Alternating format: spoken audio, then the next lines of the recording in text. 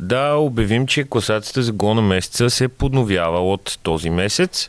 Сега след малко ще видите пред те предложения, най-така красивите голове, които паднаха през февруари, и можем да обявим, че нашите приятели от Sports Cards, това са FIFA карти, които се правят в България, страхотни изработки, може да посетите сайта, да си поръчате, става за подарък на малки деца и на големи, на каквото прецените.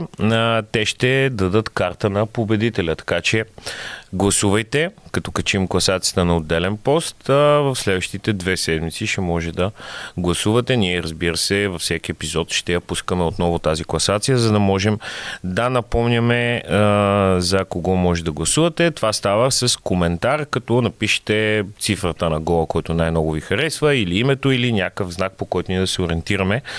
Кой от 5 предложения ви харесва? Нека сега да видим и 5 най-красиви гола за февруари 2024 година в българския футбол.